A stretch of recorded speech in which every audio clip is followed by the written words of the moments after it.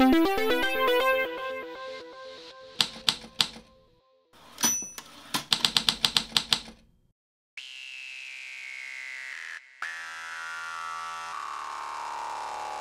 le HTC One qui est le nouveau smartphone haut de gamme de la marque en cette année 2013 et il a un défi immense à relever, regagner les parts de marché qui ont été perdues au cours des derniers mois. Y arrive-t-il? La réponse dans ce test. Bonjour à tous et bienvenue sur Frandroid et NoWatch pour le NoWatch Mag qui s'intéresse au HTC One et à son test. Et dans un premier temps, on va s'intéresser au téléphone via le premier contact.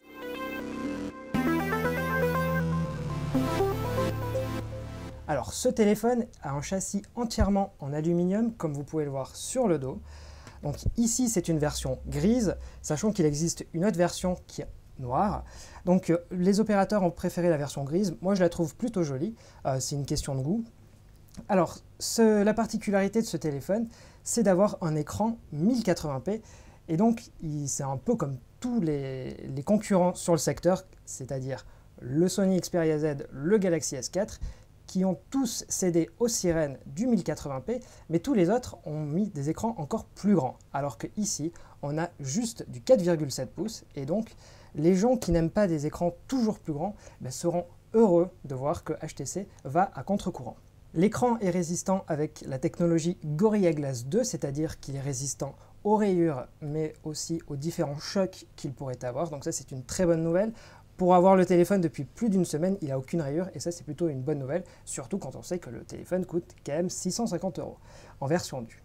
Donc on va s'intéresser maintenant aux différentes connectiques sur ce téléphone, avec dans un premier temps sur le dessus le bouton on-off qui a la particularité d'avoir un port infrarouge.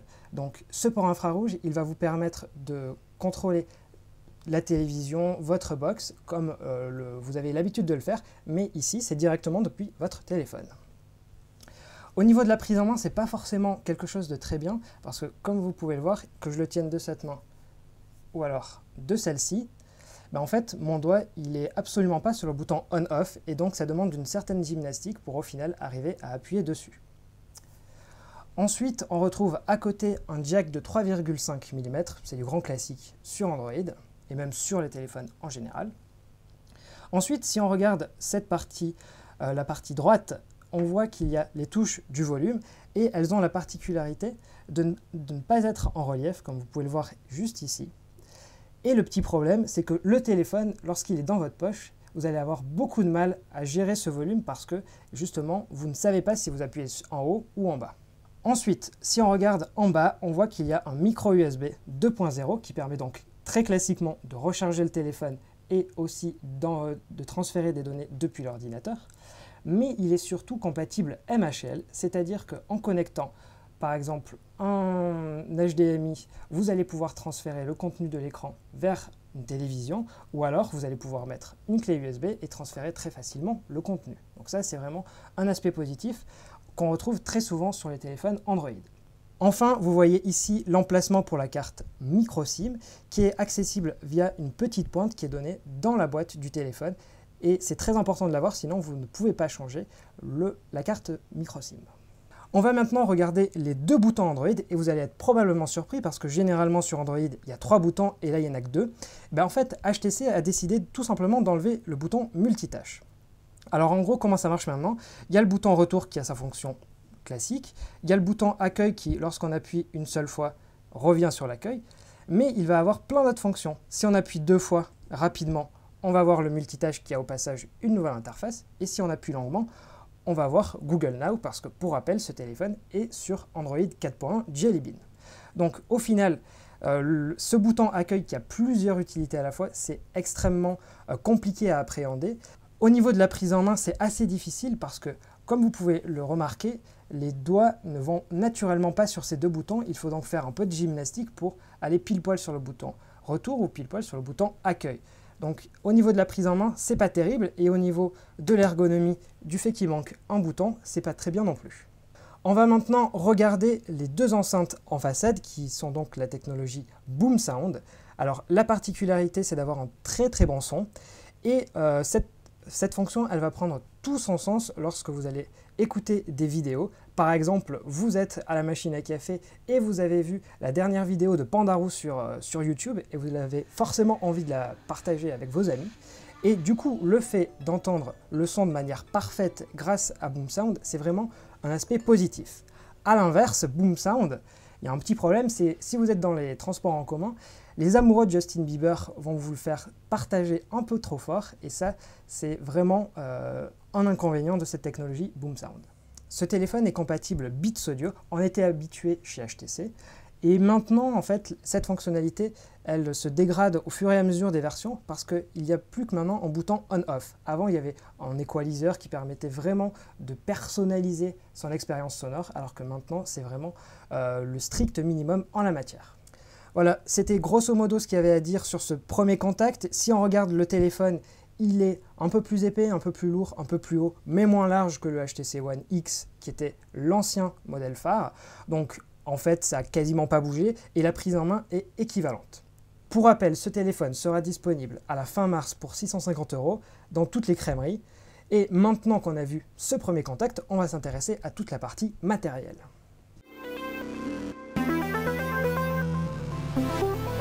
Alors après avoir découvert ce téléphone, on va s'intéresser maintenant à toute sa partie matérielle. Alors tout d'abord, il faut savoir qu'il a un processeur quadruple cœur S600. Alors qu'est-ce que ça veut dire? C'est le meilleur processeur actuellement disponible sur le marché parce qu'il y a bien le Tegra 4 ou le S800 mais qui eux arriveront à l'été. Donc vraiment c'est la meilleure chose qui soit disponible sur le marché. Pour vous donner un ordre d'idée sur les performances, c'est 40% supérieur au S4 Pro qui était donc aussi un processeur de Qualcomm. Le S4 Pro qu'on retrouve par exemple sur le Xperia Z de Sony. Le téléphone est compatible LTE ou si vous préférez 4G. Alors si vous n'avez pas encore de forfait qui est compatible avec ce débit, rassurez-vous, ça ne posera pas de problème. Par contre, au moment où vous aurez enfin la couverture réseau chez vous et enfin le forfait adapté, vous n'aurez pas besoin de changer de téléphone et ça c'est vraiment un gros plus. Alors la particularité du design de ce téléphone, c'est d'être totalement unibody et donc la batterie n'est pas amovible. Et il n'y a pas non plus de lecteur pour les cartes micro SD. Donc il y a 32 Go de mémoire interne et c'est vraiment tout ce qu'il y a en termes de mémoire. Par contre, la batterie est vraiment une bonne surprise avec ses 2300 mAh qui offre vraiment une bonne journée sans être connecté à un chargeur. Et ça, c'est vraiment une bonne nouvelle parce que dès qu'on compare à un Optimus G, un Xperia Z, c'est vraiment beaucoup mieux. Sur le dos, vous voyez qu'il y a le capteur photo dont HTC a fait vraiment beaucoup de bruit autour, mais pour laisser un peu de suspense, j'en parlerai plus tard, mais dans un premier temps, on va s'intéresser à la partie logicielle. Le HTC One est sur la version 4.1.2 d'Android, c'est-à-dire du Jelly Bean, mais ce n'est pas la dernière version qui est disponible, donc ce téléphone part déjà avec un certain handicap. Au niveau du logiciel, il y a le tout nouveau Sense qui s'appelle HTC Sense 5 et qui vraiment a tout repris de fond en comble. Alors, la première chose qu'on remarque lorsqu'on découvre ce téléphone, c'est BlinkFeed qui fait énormément penser à Windows Phone avec les tuiles. Alors ici, c'est des rectangles, forcément, on ne parle pas de tuiles sur Android. L'intérêt de BlinkFeed, c'est de montrer des actualités et pour ça, vous allez pouvoir choisir soit des sites, soit des catégories. Donc là, je peux par exemple choisir 20 minutes, mais par contre, si je veux Frandroid, là, il va y avoir un petit souci parce que je ne peux sélectionner qu'une catégorie qui va être la catégorie mobile. Or, la catégorie mobile, je vais avoir tous les sites qui parlent de la mobilité en général et pas forcément que Frandroid qui parle lui plutôt Android. Pour moi, l'inconvénient de BlinkFeed, c'est de ne pas permettre d'ajouter des flux RSS manuellement, parce que comme vous le voyez, il n'y a pas toujours tous les sites et on ne peut pas choisir manuellement un ou l'autre. BlinkFeed, c'est aussi des services et des applications, donc vous allez pouvoir ajouter dans votre flux les réseaux sociaux, mais aussi les applications de HTC, par exemple un rendez-vous sur l'agenda. Là aussi, je trouve qu'il y a un petit aspect négatif, c'est de ne pas proposer de SDK ou d'API de telle sorte à ce que les développeurs puissent ajouter leur contenu dans ce flux qui est vraiment très joli, mais qui pourrait être vraiment enrichi grâce aux talentueux développeurs. En fait, si on regarde très bien ce BlinkFeed, ce n'est juste qu'une page du bureau classique d'Android, parce que vous voyez ici, on retrouve nos widgets, on retrouve les dossiers, là, ça n'a vraiment absolument pas changé. C'est juste que maintenant, sur la gauche, on a une page dédiée qui, au passage, n'est pas supprimable. Donc ça, attention, BlinkFeed, que vous l'aimiez ou que vous le détestiez, c'est pareil, vous le gardez. Ensuite, on va s'intéresser au lanceur d'application qui a lui aussi profondément changé. Donc maintenant, ça fonctionne sous la forme de pages.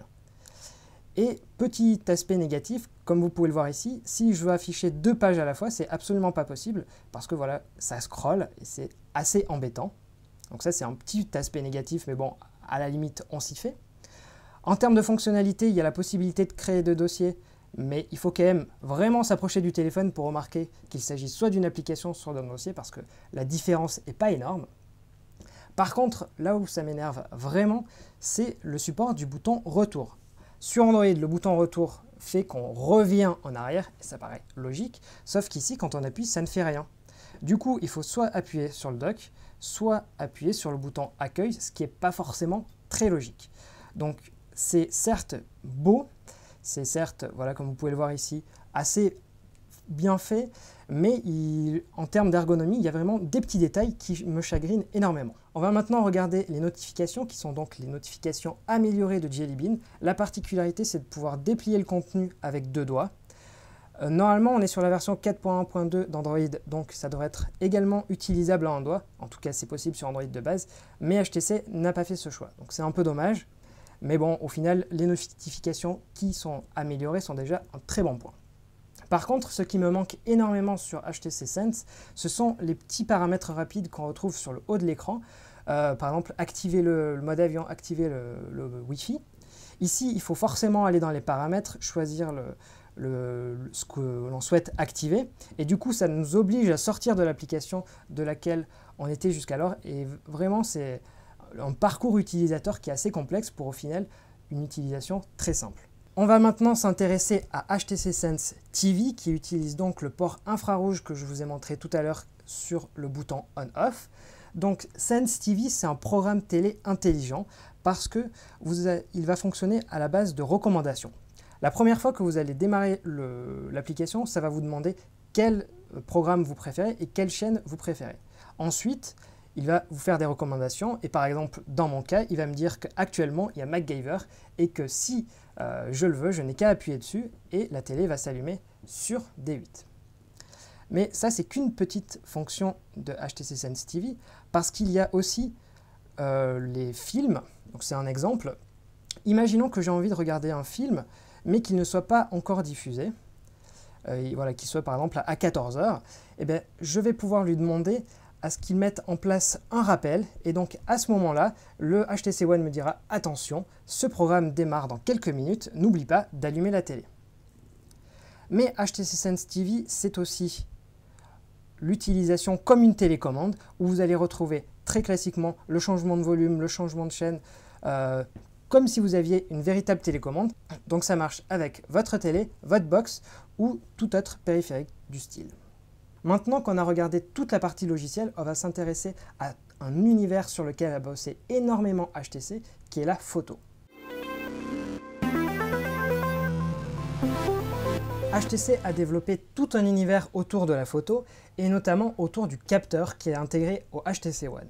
Alors ce capteur, il est dit ultra pixel, tout simplement parce que HTC a décidé d'arrêter la course aux mégapixels. Et il suffit de le voir, vos téléphones maintenant font à peu près 13 mégapixels. Pourtant, la qualité photo, elle ne s'améliore pas. Donc le principe du capteur ultra pixel, c'est d'avoir un capteur un peu plus grand et d'avoir des photos avec moins de mégapixels. Concrètement, ça permet d'avoir des meilleures photos. Le petit inconvénient, c'est que lorsqu'on essaie de zoomer sur les photos, on peut beaucoup moins vu que la photo est bien moins définie. Pour ce qui est de l'ouverture, le capteur a une ouverture de 2, donc ça veut dire que plus le chiffre est bas, plus il y a de lumière qui rentre dans le capteur. Si on veut comparer, le Xperia Z ou l'iPhone ont une ouverture de 2,4 et le Galaxy S3 de 2,6, donc chez eux, il y a beaucoup moins de lumière qui rentre et lors des photos de nuit ou en basse luminosité, le rendu sera inférieur. Il y a également un stabilisateur optique d'image, comme sur les Lumia, et donc lorsque vous allez bouger, les photos seront légèrement moins floues, et lorsque vous allez prendre des vidéos, en comparant avec les autres téléphones, les mouvements seront moins brusques. Au final, si on devait en gros qualifier les photos prises par le téléphone, pour ce qui est de la journée, c'est similaire à ce qu'on retrouve sur les autres téléphones. Il n'y a vraiment pas de révolution. À la limite de ne pas pouvoir énormément zoomer sur les photos, c'est même un inconvénient. Par contre, le capteur ultrapixel démontre sa supériorité la nuit grâce à, d'une part, sa stabilisation optique, son ouverture 2.0, et donc beaucoup moins de flou, beaucoup plus de lumière et donc une qualité supérieure. Si on doit le comparer au Lumia 920 qui est vraiment le meilleur dans le domaine, le HTC One est inférieur, mais si on regarde uniquement les smartphones Android, le capteur ultrapixel s'en sort haut la main. Pour ce qui est de la partie logicielle, il n'y a pas eu vraiment de bouleversement. On retrouve toujours des fonctionnalités comme la meilleure photo. Donc en laissant votre doigt appuyé, il va prendre à peu près une vingtaine de photos et ensuite vous allez pouvoir dire que vous préférez telle ou telle grâce à la fois à la taille des photos, donc 4 mégapixels, et au processeur quadruple cœur. On voit c'est extrêmement rapide et donc la meilleure photo c'est vraiment une option qui se révèle qu'on va utiliser très souvent. Ensuite, le capteur a la particularité de pouvoir faire des vidéos en Full HD et en HDR. Donc ça, c'est très pratique. Par contre, si on compare le rendu par rapport, par exemple, au Xperia Z et son capteur Exmor RS, c'est en dessous. Une grande nouveauté du HTC One, c'est HTC Zoé. Et vous avez peut-être remarqué que lorsque vous prenez une photo, vous prenez uniquement en instant T et absolument pas la scène, son environnement. Du coup, lorsque vous prenez une photo avec le mode HTC Zoé, sachant qu'il n'est pas activé par défaut, attention, vous allez prendre 5 photos avant d'avoir appuyé sur le déclencheur et 15 photos ensuite. Du coup, vous allez avoir 20 photos et pouvoir suivre une ligne de temps et voir exactement ce qui s'est passé pendant ce laps de temps. En parallèle, il y a une vidéo de 3 secondes qui est prise et qui, elle, enregistre aussi le son.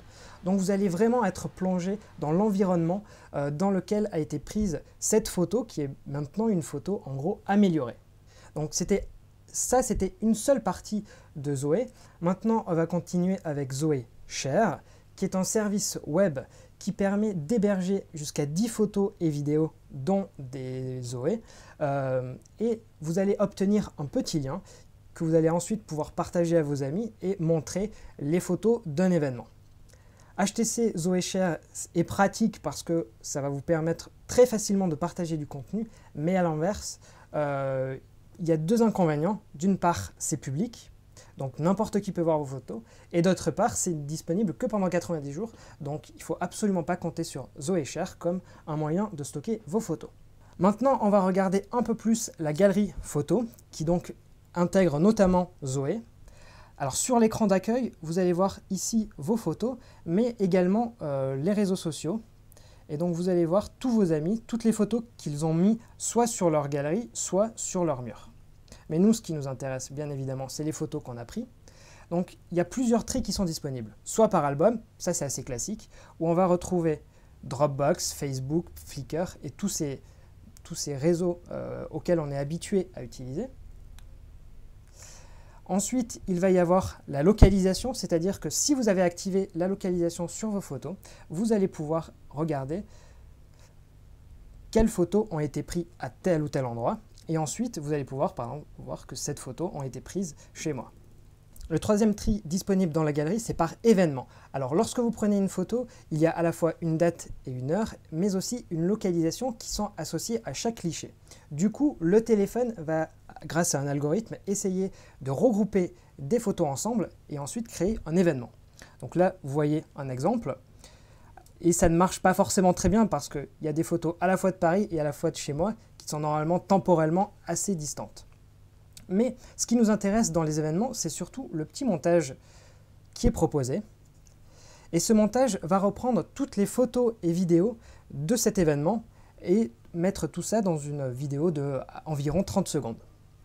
La particularité, c'est que vous allez pouvoir mettre plusieurs styles différents qui vont modifier à la fois les couleurs et un son en arrière-plan. Ensuite, cette vidéo, vous allez pouvoir l'exporter et la partager très facilement avec vos amis. Donc c'est un HTC Zoé encore plus intelligent. La galerie propose également un éditeur photo qui propose des effets à Instagram, des cadres ou encore des transformations qui, elles, sont assez basiques.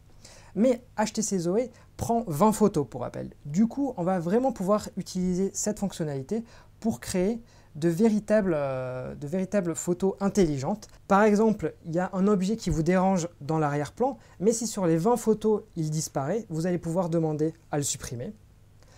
La même chose pour des photos de personnes. C'est toujours un peu difficile d'avoir toutes les personnes qui sourient en même temps. Là, pour chaque visage détecté, vous allez pouvoir attribuer parmi les 20 photos quel visage sera le meilleur. Enfin, il y a une fonction stroboscopique qui permet sur une même photo d'afficher jusqu'à 5 clichés à la fois. C'est particulièrement pratique sur des photos de sport où on voit vraiment le mouvement qui a été créé. Donc voilà, comme vous pouvez le voir, toute la partie photo est très importante chez HTC. Zoé n'est vraiment pas un simple argument marketing. Et c'est à la limite un peu difficile à comprendre au début tellement il y a de fonctions.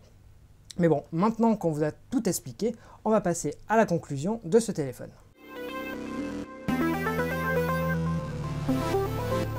Alors pour conclure, que vaut ce HTC One? Et bien, pour vous répondre, je vais faire à la fois les points positifs et les points négatifs.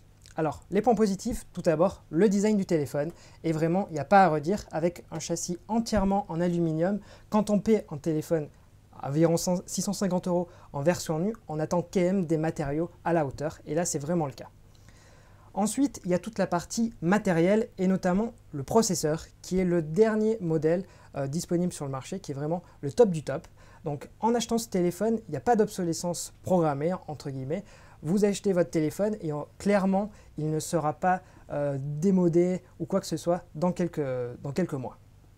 Il est aussi très innovant. Comme je vous le disais en introduction, HTC a eu beaucoup de mal ces derniers mois et pour se rattraper, ils ont revu leur copie sur beaucoup de choses, autant sur la partie matérielle que la partie logicielle. Tout n'est pas parfait, mais en tout cas, ils ont au moins essayé de se différencier de la concurrence par l'innovation. L'autonomie est très bonne avec la batterie de 2300 mAh et ça vaut vraiment la peine d'être dans les points positifs parce qu'aujourd'hui, l'autonomie n'est vraiment pas toujours le point positif des smartphones. Ensuite, il y a HTC Sense. HTC Sense, je suis assez mitigé dessus parce que personnellement, je n'aime pas vraiment.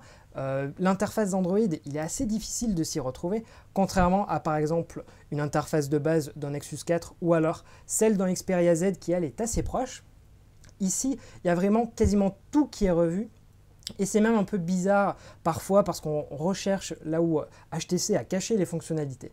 Mais de notre côté, on a vraiment un téléphone unique.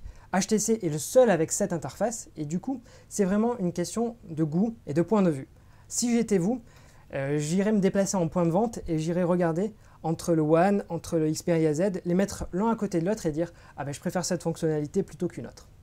Maintenant, on va passer au point négatif de ce téléphone et il y a le capteur. Alors je vous ai parlé en bien de HTC Zoé, mais je trouve que le capteur n'est pas à la hauteur du buzz qu'a essayé de faire HTC autour, tout simplement parce que les photos que vous prenez de jour sont dans la moyenne, ça reste un capteur de smartphone, il ne faut pas se leurrer, et de nuit ou dans des conditions de faible luminosité, c'est légèrement mieux que le reste. Donc certes, on voit une amélioration de la qualité, mais en tout cas pas au point d'en faire une révolution sur ce HTC One. Alors ce téléphone, il sera disponible à la fin du mois de mars s'il n'est pas encore repoussé parce que initialement il devait être disponible début mars puis mi-mars. Donc on espère vraiment qu'il sera disponible fin mars. Normalement ça devrait être le cas. Il sera aux environs de 650 €. C'est à peu près le même prix qu'un Xperia Z. Ensuite, si je devais vraiment vous donner mon avis sur ce téléphone, comparez-le à la concurrence parce que certes il est très beau, certes il est très innovant, mais un téléphone c'est avant tout personnel et donc choisir un téléphone plutôt qu'un autre, c'est aussi un investissement, donc autant qu'il vous corresponde.